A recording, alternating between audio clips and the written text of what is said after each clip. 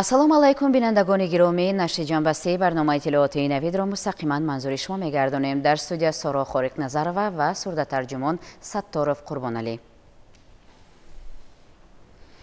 имрӯз дар шаҳри Душанбе дуюмин анҷумани осебшиносон ва ортопедҳои Тоҷикистон инноватсия дар травматология ортопедия баргузор шуд. Ширкаткунандагони ҳамоиш пиромони рушди бахши осебшиносӣ ва раддодӣ дар мамлакат ибрози андеша карда, ҳамқадами замон будани ин самти тандурустиро муҳим арзёбӣ карданд. Тафсилоти бештар дар гузориши ҳамкорони мо. дар давоми 33 соли истиқлоли давлатии соҳаи тандурустӣ ва ҳифзи иҷтимоӣ дар ҷумҳурии Тоҷикистон таҳти ғамхории роҳбарияти олии давлату ҳукумати мамлакат қарор гирифта, дар ин замина баҳри рушду пешрафти соҳа тадбирҳои муҳиму назаррас андешида шуданд. дар баробари дигар самтҳои соҳаи тандурустӣ, соҳаи осебшиносӣ ва раддодӣ низ дар ин давра ташаккул ёфта ба як қатор дастовардҳо ноил шуд. ин нуктаро Абдуллозода Ҷамолиддин Абдулло, вазири тандурустӣ ва ҳифзи иҷтимоии аҳолии ҷумҳурии Тоҷикистон дар дуюмин анҷумани осебшиносон ва ортопедҳои Тоҷикистон инноватсия дар травматология ортопедия ки имрӯз дар шаҳри Душанбе баргузор шуд зикр дошт. ба таъкиди вазири тандурустии мамлакат, соҳаи осебшиносӣ ва раддодӣ дар кишвар яке аз самтҳои калидии соҳаи тандурустӣ ба ҳисоб рафта, бо татбиқи барномаву стратегияҳо ин бахш ба зинаи комилан нав баромадааст. аз ин рӯ ташхису табобати беморон дар дохили кишвар ба таври комил имконпазир гардидааст.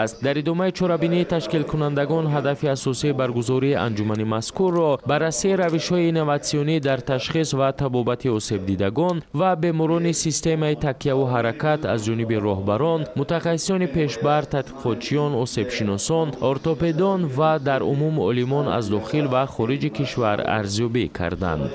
анҷумани дуюми травматологони ортопедони ҷумҳурии Тоҷикистон дар мавзӯи инноватсия дар травматология ортопедия. дар ин анҷуман зиёда аз 100 мавзӯи ҷолиб дар ин соҳа мавриди муҳокима қарор доданд. ин анҷуман барои инкишофи соҳаи травматология ортопедия дар ҷумҳурии Тоҷикистон аз фоида холӣ нест. хеле ки мебинем соҳаи травматология ортопедия дар ҷумҳурии Тоҷикистон хеле пешрафта аст. солҳои пеш бисёр беморони мо ба дигар давлатҳо мерафтанд барои ҷарроҳӣ, барои табобати, барои барқарор кардан саломатии худ. ҳозир бошад дар ҳудуди ҷумҳурии Тоҷикистон ҳамаи ҷарроҳие ки лозим ҳастанд, ҷарроҳиҳои нодире ки дар ин соҳа лозим ҳастанд, дар ҷумҳурии мо шуда мегузаранд. гузарондани ин гуна чораҷоиҳо бо иштироки мутахассисони хориҷӣ имконият медиҳад ки мо пеш аз ҳама баҳотем ки дар соҳаи ортопедӣ ва травматология кишвари мо дар куҷо қарор дорад ва дар оянда чӣ бояд кард. аз ҳамин лиҳоз дар ин конференсия тамоми масъалаҳое ки ба ортопедия ва травматология дахт доранд бо ҷалби мутахассисони хориҷӣ, гузарондани мастер-классҳо ва дигарҳо муҳокима карда мешаванд. ман бояд қайд кунам ки зиёда аз 50 нафар мутахассисон аз хориҷи кишвар иштирок доранд. имконият медиҳад ки мо боз ҳам барои минбаъд рушди соҳаи осебшиносӣ ва раддодӣ заминаҳои бақувват гузаронем. масъалаҳои баландбардоштани сифати ёрии тиббӣ ба беморон, истифодаи комёбиҳо ва технологияи пешқадам дар ташхис ва табобати беморон, мубодилаи таҷриба байни олимон, табибони соҳаи осебшиносӣ ва ортопедӣ мақсади асосии анҷумани мазкур дониста шуд. ба таъкиди маърузачиён аз анҷуман то анҷуман осебшиносон ва ортопедони кишвар ба дастовардҳои назаррас ноил гардида, зимни ин чорабинӣ дастовардҳои хешро муҳокима ва баҳри рушди минбаъдаи соҳа нақша ва ҳадафҳои хешро муайян месозанд. дар доираи 100 мавзӯъ коршиносони дохиливу хориҷии вазъи соҳаи осебшиносӣ ва раддодиро муҳокима намуда барои табодули таҷриба ва ворид намудани усулҳои нави ташхису табобат дар ин соҳа ва мушкилоти мавҷуда хулосаҳои хешро пешниҳод карданд. бояд гуфт ки феълан дар ҷумҳурӣ 27 шуъбаи махсус гардонидашудаи осебшиносию ортопедия барои 967 кат ва 280 кати осебшиносӣ дар таркиби 37 шуъбаи соҳаи ҷарроҳӣ мавҷуд аст. захираи умумии катҳои осебшиносӣ ва ортопедӣ дар мамлакат 1247 адад буда, таъминот бо табибони осебшиносу ортопед ба 10,000 нафар аҳолӣ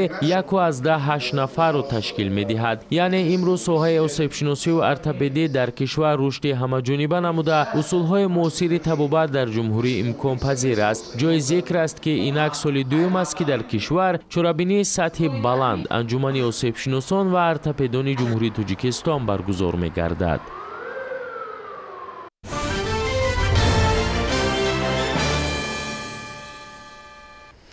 имрӯз дар шаҳри Душанбе нахустин форуми миллии рушди устувор тавассути инноватсия ва рақамишавӣ, ҳукумати электронӣ ва тиҷорати рақамӣ баргузор гардид. дар чорабини иштироккунандагон оид ба мавзӯи мавриди назар андешаҳои худро баён намуда, тадбири мазкурро дар самти саводнокии рақамӣ, хизматрасониҳои давлатии рақамӣ ва афзоиши тиҷорати рақамӣ қадамҳои устувор хонданд. гузориши ҳамкоронамон дар ин хусус.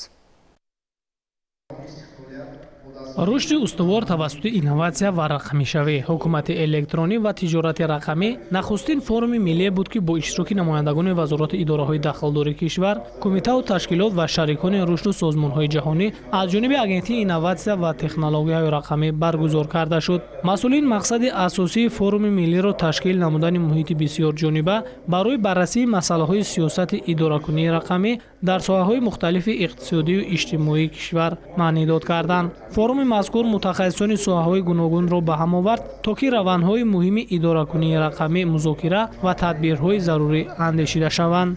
имрӯз дар ҷумҳурии Тоҷикистон таҳти сарпарастии бевоситаи пешвои муаззами миллат президенти ҷумҳурии Тоҷикистон ислоҳоти сохторӣ идома дода шуда истодааст ва агентии инноватсия ва технологияи рақамӣ назди президенти ҷумҳурии Тоҷикистон низ бо ҳамин мақсад таъсис дода шуд ва имрӯз аз ҷониби агентии аллакай доираи рақамикунонӣ ташаккул дода шудааст ва дар ин доира дар навбати аввал албатта ки самти гузариш ба ҳукумати электронӣ ҷойгир шудааст ва ин гузариш бо истифода аз усулҳои муосири рақамикунонӣ ба анҷом расонда мешавад ва яке аз чунин усулҳо ин албатта усули истифодаи усули имзои электронӣ аст ки тавассути шинохти чеҳра роҳандозӣ карда мешавад. айни замон мо аллакай порталҳои хизматрасонии давлатиро ташаккул дода истодаем ва ғайр аз ин мо бо истифода аз конструксияҳои муосир дар таҳияи сомонаҳои мақомотҳои давлатӣ саҳмгузорӣ намуда истодаем ва умедворем ки натиҷаҳои форуми имрӯза мусоидат менамоянд ки мин баъд низ дар ҷумҳурии Тоҷикистон ҳамин марому мақоми инноватсия ва рақамикунонӣ дар ҷойгоҳи махсус ҷой дода мешавад ва он адафҳое ки мо дар назди худ гузоштаем бо маром ба онҳо ноил мегардем.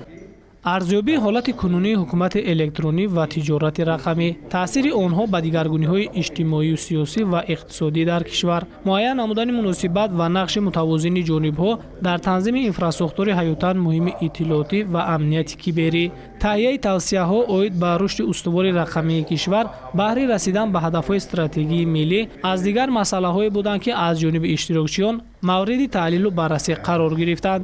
иброз гардид ки интернет ва дигар технологияҳои иттилоотию коммуникатсионии рақамӣ ки дар асоси онҳо хизматрасониҳои наву инноватсионӣ бунёду дастрас мешаванд, саҳми рӯзафзуни худро дар рушди иқтисодии кишвар гузошта истодаанд. ташаббусҳои нави рақамӣ ба монанди ҳукумати электронӣ, маълумотҳои кушода, муайянкунии биометрӣ натиҷаи ниҳоии истифодаи фарохи технологияҳои иттилоотию коммуникатсионӣ дар ҳукумат ва таъмини фарогирии муносибати мақомоти давлатӣ бо ҷомеаву шаҳрвандон мебошад. аз ин рӯ форуми мазкур ҷиҳати баррасии ин омилҳо ва мушкилиҳои ҷойдошта дар гузариши рақамӣ мусоидат менамояд, таъкид шуд дар ҳамоиш.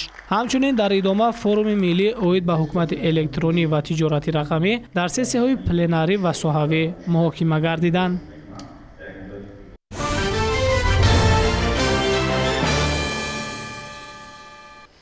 ояндаи сабз дар таъмини гармӣ тавассути насозҳои теомармалии гармидиҳии замин таҳти ҳамин унвон дар шаҳри Душанбе бо ибтикори Академияи миллии илмҳои ҷумҳурии Тоҷикистон ҳамоишдоҳӣ шуд. дар кори чорабинӣ донишмандону коршиносони соҳа иштирок ва пиромони мавзӯи мавриди назар ибрози андеша карданд. ҷузъиёти бештар дар шарҳи ҳамкорони мо. имкониятҳои илми муосир, инноватсия ва технологияи муосир, инноватсия дар соҳаи энергетика, инноватсия ва рушди устувор чанде аз мавзӯъҳое буданд, ки дар доираи ҳамоише дар душанбе аз ҷониби коршиносони дохиливу хориҷӣ мавриди таҳлилу баррасӣ қарор гирифтанд.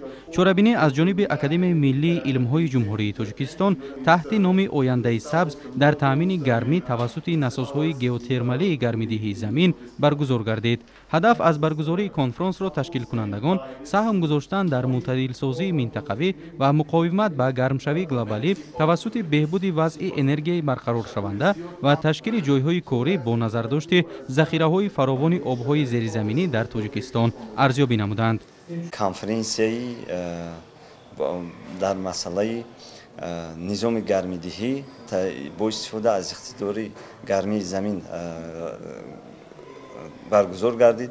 Бояд қайд кунем, ки имрӯзҳо яке аз масъалаи глобалӣ ин гармшавии замин ва зиёдшавии газҳои карбонӣ дар кураи замин мебошад ва барои ҳалли ин масъала дар ин конференсия масъалаҳои истифодаи гармии замин барои танзими ҳарорат дар биноҳо баррасӣ гардиданд. Дар кори конференсия олимон аз давлати ҷопон ва олимони ҷумҳурии Тоҷикистон ширкат варзида оид ба таҷрибаи худ дар ин самт гузориш пешниҳод намуданд. ин чорабинӣ дар доираи ҳамкориҳои илмӣ ва саноатӣ миёни Тоҷикистон ва Ҷопон баргузор гардид. Маркази рушди инноватсионии илм ва технологияҳои нави Академияи миллии илмҳои ҷумҳурии Тоҷикистон аз соли 2019 бо донишгоҳи Акитаи Ҷопон ҳамкориҳоро ба роҳ мондааст. Дар доираи лоиҳаи таҳияи низоми истифодаи нерӯи гармии ғайрикарбонӣ бо истифода аз манбаи гармии замин ҳамасола таҳқиқоти муштарак доир менамоянд, таъкид доштанд нотиқонд. То имрӯз олимони ду кишвар дар таҳияи моделҳои ҷараёни обҳои зеризаминӣ ва интиқоли гармӣ дар асоси тадқиқоти саҳроӣ, маълумоти технологияи низоми географию иттилоотӣ, зеҳни сунъӣ ва сохтани харитаҳои иқтидории истифодаи гармии обҳои геотермалӣ ва зеризаминӣ, татбиқи озмоишҳои танзими ҳарорати биноҳо бо истифода аз зеҳни сунъӣ ва чанди дигар таҳқиқоти илмӣ гузаронидаанд.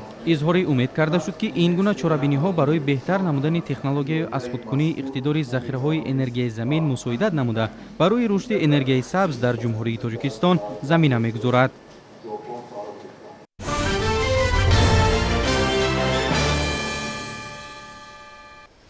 дар донишгоҳи давлатии омӯзгории Тоҷикистон ба номи Садриддин Айнӣ дар мавзӯи масъалаҳои психологии иҷтимоӣ, низоҳои оилавӣ ва роҳҳои бартарафсозии онҳо ҳамоиши илмӣ назариявӣ баргузор гардид. ин ҳамоиш бо ибтикори факултети психологияи донишгоҳ роҳандозӣ гардида, дар он иштирокчиён доир ба ҳалли мушкилоти психологии иҷтимоӣ, низоҳои оилавӣ мубодилаи афкор намуданд. гузориши ҳамкорнамон дар ин мавзӯъ.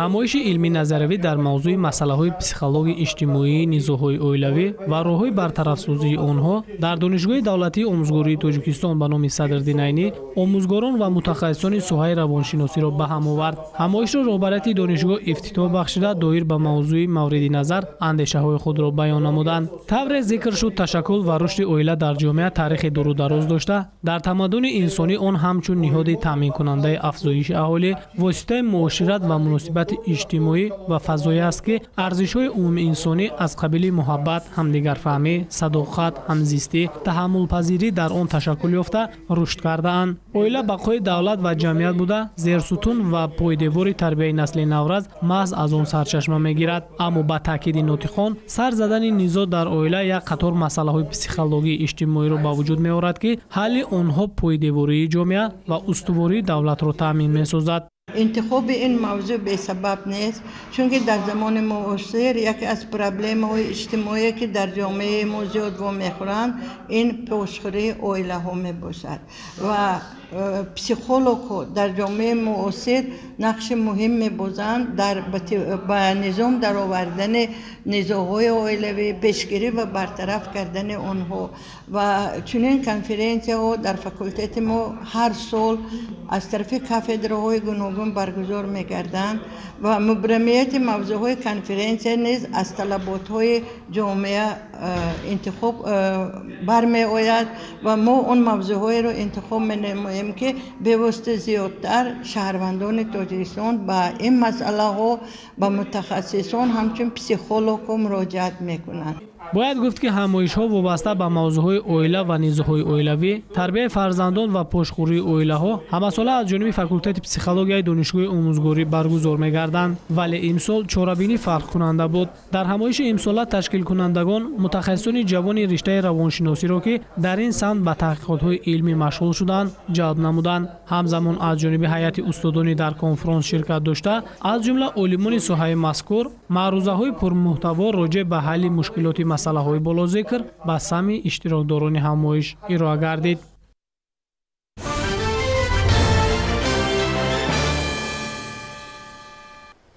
با تشبث مقامات اجرایی حکومت دولتی شهر دوشنبه در باغ فرهنگی و فراغتی به نام صدرالدین عینی پایتخت دور شهری فستیوال اطلس و ادرس و نمایش و فروش آن دایر گردید.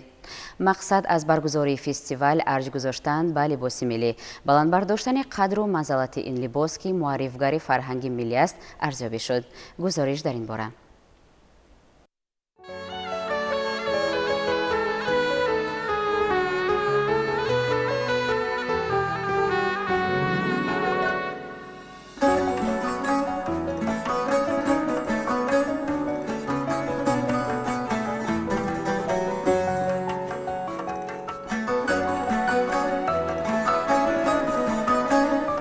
در اساس قرار رئیس شهر دوشنبه محترم رستم امامعلی در باغ فرهنگ و فراغتی به نام صدرالدین عینی پایتخت با تشبث مقامات اجرایی حکومت دولتی شهر دوشنبه جنبستی دور دوم فستیوال اطلس و ادرس و نمایش فروشی آنها در شهر دوشنبه با اشتراک رهبریت و مسئولان 4 ناحیه پایتخت برگزار گردید. در دوره برگزاری فستیوال برای ترغیب و تشویق عنعنه‌های فرهنگ لباس ملی و استحصال متاح‌های اطلس و ادرس بهترین لباس‌های ملی با طرح و دخت زیبا آرا داده شده و دیگر نقش و نگار ملی به نمایش گذاشته شد.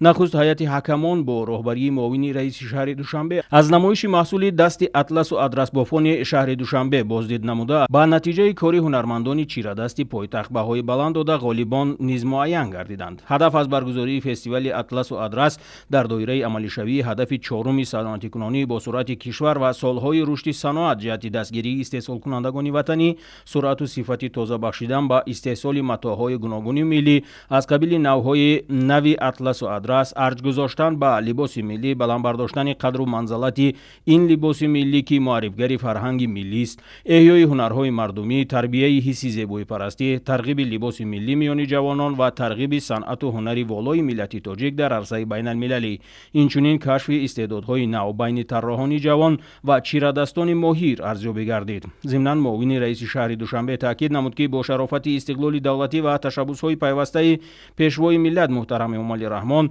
برای رشد صاحبکاری استحصالی و هنرهای مردمی شرایط و فضای مساعد فراهم گردیده در دایره سالهای رشد صنعت حجم استحصال محصولات صنعتی از جمله نوهای گوناگون متاع ملی خاصه اطلس و ادرس زیاد گردیده ایستاده است.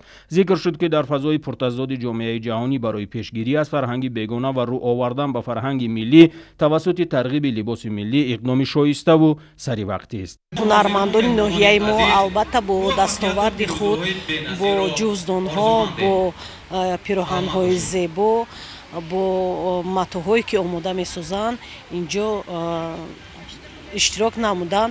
ما می‌خواهیم در آینده همون لباس‌های زنانه و دخترانه که امروز به بر می‌کنند با طرح ملی در آنجا هم یک орнаменти чакан бошад ва ками атлас бошад омезиш кунем ва як чизи хуб пешкаши ҷавондухтарони имрӯза гардонем. вақте ки мо ҷавондухтарони имрӯзаро мебинем дар тан пироҳанҳои атлас, бубинед ки чӣ хел рӯҳиямон иваз мешавад, чӣ хел зебо ҳастанд ҳамин духтарони тоҷик бо либоси миллии тоҷиконаи мо. ин фестивал барои мардуми мо бисёр лозим ҳаст, чунки ин нишон додани як фарҳанги миллати мо, як фарҳанги либоспӯшии зани тоҷик, духтари тоҷикро ифшо месозад ва барои аз байн бурдани фарҳанги бегуна ин фестивал ва ин озмунҳо албатта бисёр зарур мебошад. бинобар сарчашмаҳо, истеҳсоли абрешим ва аз он бофтани навъҳои гуногуни матоъ, таомул ва анъанаи неки аҷдодӣ ба ҳисоб рафта, бозёфтҳои бостоншиносони минтақаҳои орёинишин гувоҳи он аст, ки мардуми тоҷик ҳанӯз аз қадим матоъҳои гуногунро бо ҳисси баланди зебоипарастӣ, гулпартоиву гулдузӣ менамуданд, ки ин навъи анъана ва фарҳанги кӯҳани аҷдодӣ побарҷост ва солҳои охир он ривоҷу равнақ ёфта истодааст. дар ин озмун иштирок намуда сазовори ҷои аввал гаштам. миннатдории худро ба сарвари давлат, асосгузори сулҳу ваҳдати миллӣ, пешвои миллат, президенти кишварамон муҳтарам эмомалӣ раҳмон ва раиси шаҳри душанбе муҳтарам рустам эмомалӣ мерасонам, ки чунин озмунҳо ташкил мекунад ва фаъолияти корхонаи моро муайян мекунад, ки дар корхонаи мо чунин маҳсулотҳо тайёр мешаванд ва метавонанд, ки мардум метавонанд, ки омада тамошо кунанд ва харидорӣ намоянд. дар идомаи чорабинӣ дар вазъияти мутантан ба ғолибон ва иштирокчиёне, ки дар фестивали атласу адрас ва намоишу фурӯши он дар шаҳри душанбе саҳми арзанда гузоштанд, бо сипосномаву диплом ва мукофотҳо аз ҷониби мақомоти иҷроияи ҳокимияти давлатии шаҳри душанбе қадрдонӣ шуданд. дар идомаи фестивал барои болидахотирии иштирокчиёни фестивал дастагули суруду оҳангҳои тараннумгари ватан, ишқу зебоӣ пешкаши иштирокчиён гардид.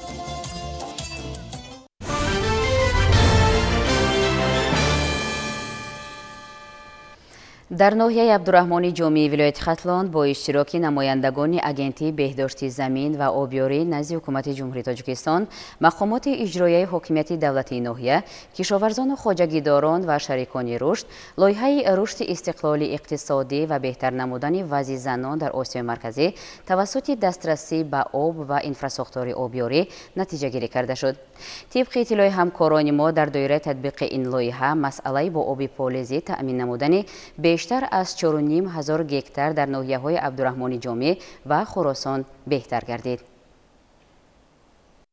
дар ноҳияи абдураҳмони ҷомеи вилояти хатлон чорабинии оид ба шиносоии намояндагони сохторҳои давлатӣ, донорҳо, ҷомеа ва васоити ахбори омма бо натиҷаҳои лоиҳаи рушди истиқлоли иқтисодӣ ва беҳтар намудани вазъи занон дар Осиёи марказӣ тавассути дастрасӣ ба об ва инфраструктураи обёрӣ баргузор гардид. лоиҳаи мазкур ба идоракунии оқилонаи захираҳои об дар минтақа нигаронида шудааст ва аз ҷониби маркази минтақавии экологии Осиёи марказӣ ва бо дастгирии молиявии фонди байналмилалии хайриявии Кока-Кола амалӣ карда мешавад. лоиҳа ба барқарорсозии каналҳо, заминҳои аз гардиши кишоварзӣ баромада ва насби системаи обёрии қатрагӣ дар ҳудуди ассоатсиясияи озмоишии истифодабарандагони об Панҷруд равона шудааст. Данный проект является региональным, второй пилотный проект после Киргизстана, который мы предоставляем Кока-Коле. Результаты данного проекта превзошли все наши ожидания. Нам удалось сохранить более 35 гектаров земли и улучшить пропускаемость воды в каналах на территории хозяйства Джалол. Также одним из компонентов данного проекта являются тренинги для женщин, благодаря которым мы улучшили лидерские качества и также повысили знания о ирригационных системах, о водных каналах и повысили их экономическую независимость. Надеюсь, данный проект будет положительно влиять на дальнейшую экономику региона и страны.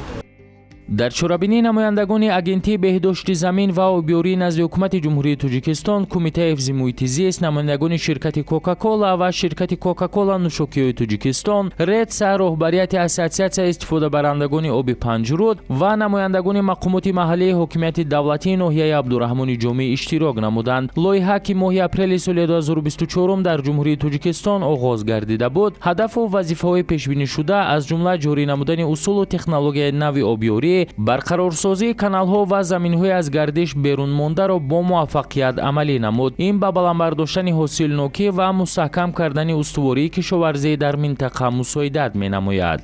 Я очень рада, что с нашим партнером КАРЕК нам сегодня удается запустить очень важный проект, потому что он покрывает для нас две основные стратегии компании Coca-Cola.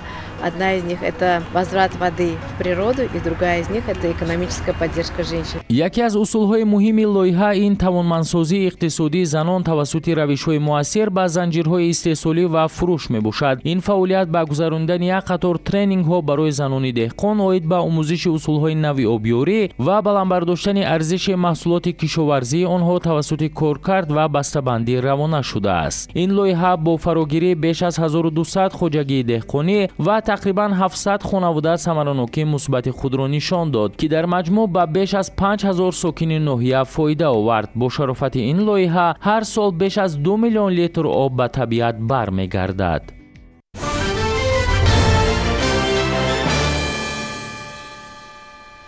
аз ҷониби кормандони мақомоти корҳои дохилӣ наздики 3 тонна навъҳои гуногуни маводи нашъадор мусодира ва дар ҳузури комиссияи махсус бо роҳи сӯзонидан несту нобуд карда шуд.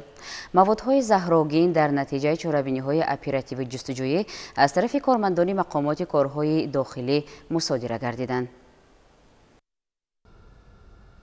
аз ҷониби кормандони мақомоти корҳои дохилӣ бо иштироки комиссияи махсус ин навбат ба миқдори муайян маводи нашъадор аз тариқи сӯзонидан нест карда шуд.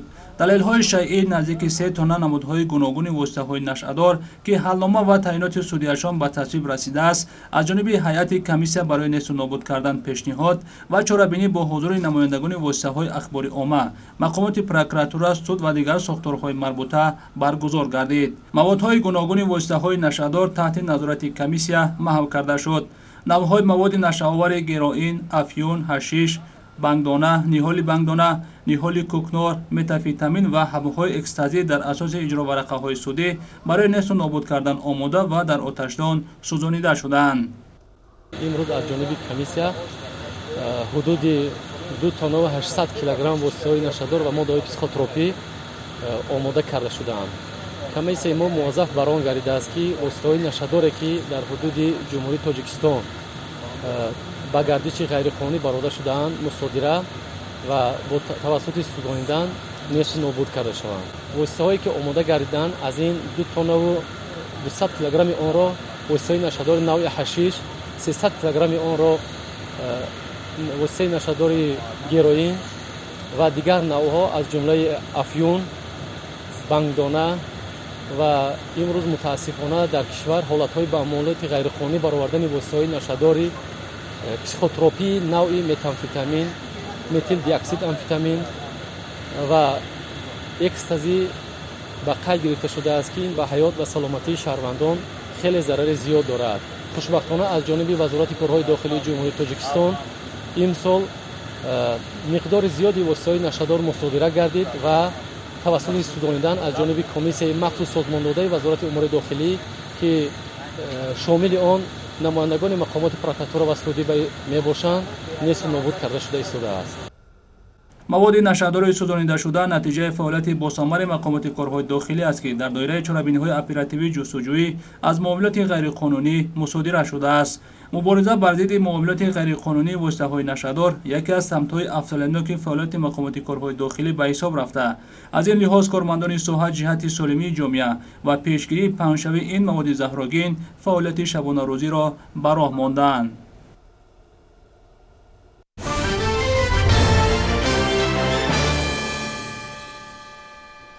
мавсими нави театрӣ дар театри давлатии академияи опера ва балети ба номи Садриддин Айнӣ бо шукӯҳи тоза ифтитоҳ ёфт.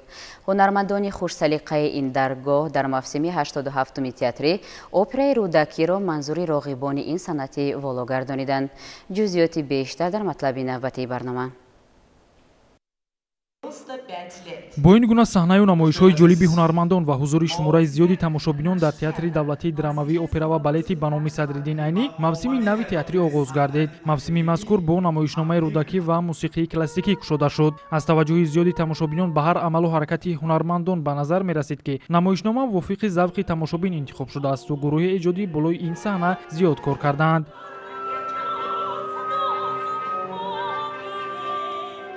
чӣ гунаи саркоргардони намоишнома иброз дошт, намоишномаи рӯдакӣ аз саҳнаҳои пешин бо тағйироти наву тарҳи ҷолибу диққатҷалбкунанда тафовут дорад. Кормандони театрҳои мамлакат ба пешвози мухлисону ҳаводорон ва меҳмонон намоишҳои пурмазмун аз эҷодиёти нависандагони машҳури тоҷик ва хориҷӣ омода намуда, ҳунарпешаҳои бо маҳорат ба ин намоишҳо ҷилои тоза мебахшанд. ҳунармандон аз таваҷҷӯҳи зиёди тамошобинон қувват гирифта, ҳар намоишро ҷолибтару хубтар иҷро карданд. яке аз нақшҳои асосии намоишнома нақши манижа буд, ки олӣ иҷро карда шуд. ба гуфтаи ҳунарпеша, нақшофарӣ мушкил аст, вале дастгирию таваҷҷӯҳи мухлисон ин мушкилиҳоро осон месозад. ман дар нақши нигина дар ин опера нақш меофарам ва ин нақш барои ман бори аввал нест. ман бисёр баромадагӣ ин нақш хеле ба ман маъқул аст. нақши лирикӣ аст.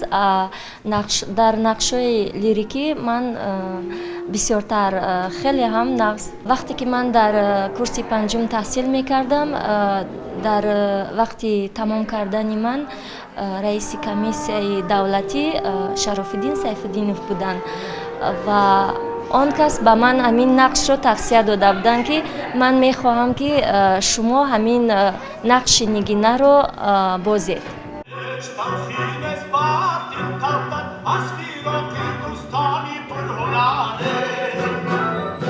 маврид ба зикр аст, ки мавсими нави театрӣ дар пойтахт ҳамасола бо намоишномаҳои ҷолибу мавриди таваҷҷӯҳ оғоз мегардад. имсол низ ин мавсим хотирмон оғоз гардид. ҳунармандони театр изҳор доштанд, ки дар мавсими нави театрӣ нақшаҳои зиёд доранду спектаклҳои навро ҳам барои тамошобинони хурдсол ва ҳам барои калонсолон дар жанрҳои гуногун ба саҳна хоҳанд гузошт.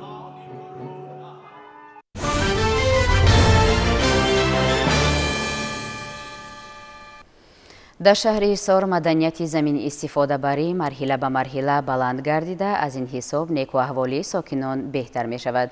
дар баробари хоҷагиҳои деҳқониву ҷамоавӣ, сокинон заминҳои назди ҳавлигиро мақсаднок истифода менамоянд. ин равандро онҳо василаи хуби таъмини рӯзгор ва захираи маҳсулот барои давраи зимистон арзёбӣ мекунанд. ҷузъиёти бештар дар гузориши ҳамкорони мо. сокини деҳаи дурбати ҷамоати деҳоти дурбати шаҳри ҳисор Ансор Кароматов ҷиҳати ҳарчи бештар истеҳсол кардани маҳсулоти кишоварзӣ ва барои 2 сол захира намудани маводи зарурии ғизоӣ заминҳои наздиҳавлигии худро самараноку оқилона истифода мебарад. ин оила дар заминҳои наздиҳавлигӣ асосан картошка, сабзавот ва полезӣ кишту парвариш карда давоми сол 2-3 ҳосил мегиранд ва дар баробари оилаи худ бозори дохилиро ҳам бо маҳсулоти тару тозаи кишоварзӣ таъмин менамоянд. шукронаи сулҳу салоҳ, шукронаи мани мамлакатамон, ки ин қадар тинҷию ободӣ аст. мани як ҳавли мо мебошад. хоб агар дар ин ҳавли гӯем ҳар як шахсият дар ҳавли худаш агар заҳмат кашад, меҳнат кунад, хоб ба бурдбориҳо мерасад. мақсади гап ки мо 4-5 сотиқ да кишту кор мекунем. дар ин 4-5 сотиқ картошка дорем, хоб помидор дорем, тамоми маҳсулотҳо аст, булғорию ва казоҳо аст. мо ниёз ба бозор надорем, ниёз ба мағозаҳо надорем барои харидан. мо ҳами худшон маними хонаводагиҳо кор мекунанд. мақсади гап худмона таъмин мекунем. бо тоҳатро мо гӯё ки боқӣ мондаашо ба мағозаҳо намефурӯшем, хел медиҳем, ҷош ба шакару қанду равғану дигар маҳсулотҳои рӯзгора мақсади гап таъмин мекунем худмона. мақсади гап ки мона бо дар ҳамин ҳудуди ҳамин бо мо метавонем ки 2 гармхона дорем, ҳамин гашта ҷоша мепӯшонем. лимон парвариш дорем. ман дидед ки лимону бастагӣ калон калон бо дар зери ин бо ҳамин хел пиёз, укроп, гашнич мекунем. бо гӯё ки зимистонам аз ҳамин меваҳои тар, ҳамин сабзавотҳои тар истифода мекунем. сабзавотҳои тар истифода мекунем, яъне ки гашничу укробу манин хисо. кор дар замин ва истеҳсоли маҳсулоти кишоварзӣ дар беҳдошти рӯзгори сокинони ҷамоати деҳоти дурбат аҳамияти муҳим дошта, имрӯз дар ҳар оила ба амали ҳатмӣ ва маъмулӣ табдил ёфтааст. зеро вазъи имрӯзаи ҷаҳони муосир тақозо менамояд, ки масъалаи таъмини амнияти озуқаворӣ дар мадди аввал қарор гирад ва ҳар қитъа замини корам самараноку оқилона истифода шавад.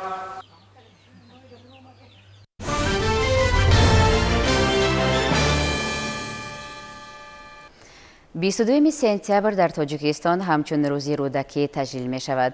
Ба ин муносибат дар иттифоқи нависандагони тоҷикистон ҳамоиши бошукӯҳ баргузор шуд.